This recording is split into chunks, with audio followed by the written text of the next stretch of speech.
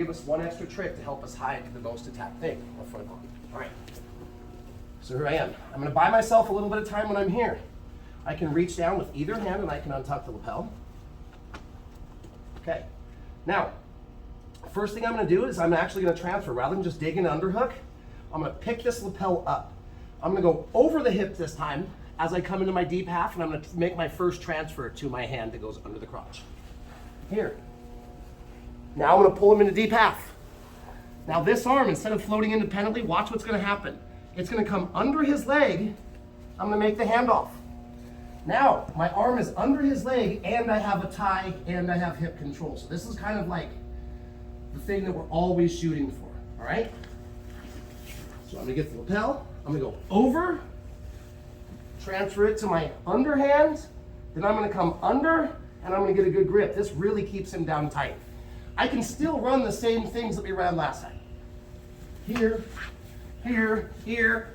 Now I can let go, hit my seatbelt, and take the back.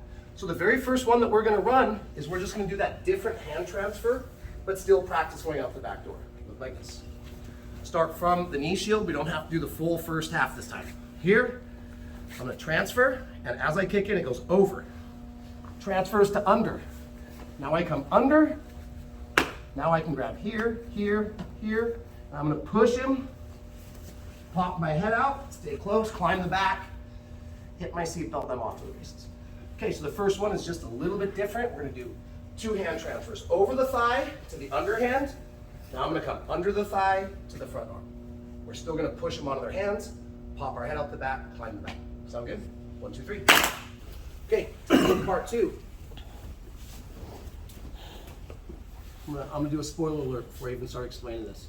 We're going to do the same thing and look for the same sweep where I'm trying to get all their weight on their hands. Guess what? People have been burnt on that a few times. They start walking their hands back to put their butt back on me. We'll deal with that next. So what we just did, the recap was this.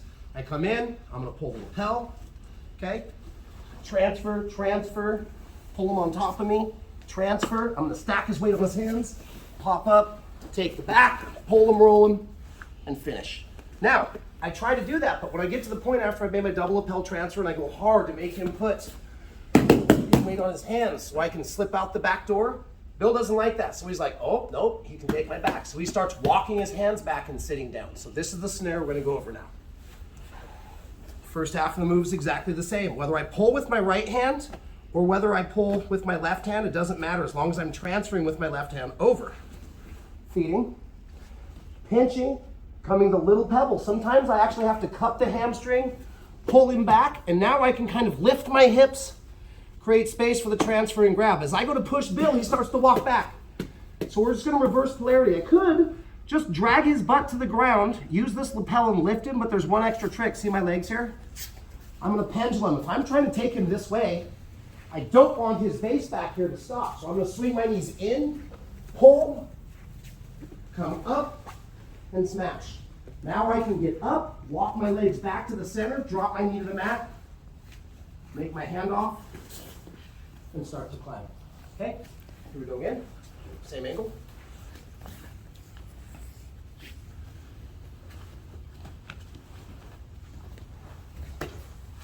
Whoops. Sorry. I push him, he walks back. Come up, knee to the mat, back step, hand off, get the head. See how my hand is still controlling his hips so he can't trip? Now that I have the head, I can swim, hit my underhook, and fix my good side control. Last time.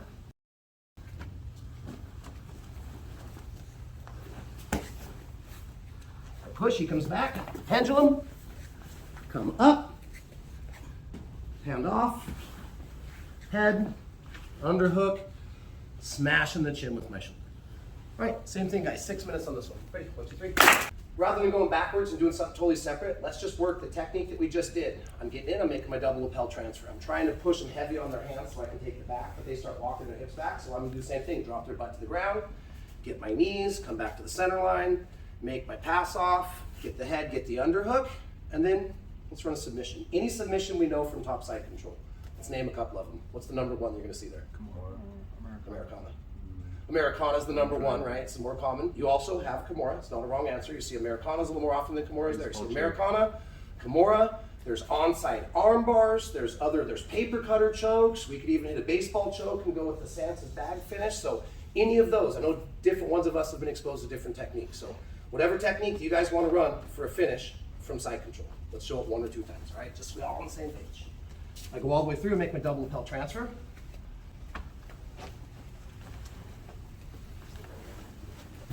I try to hand stack him because if this works, I get the back. He pushes back, I suck his butt to the ground. I get my knees up, I pass the guard, I come to my side control, and now I'm into here, or here, or here. I'm into here, or here. I can go knee on belly. I can come here, I can finish forward. I can finish backwards, okay? So any submission, once we get to that top side control, running the second method we did today, feel free to practice. Make sense? 6 minutes on this one. 1, 2, 3.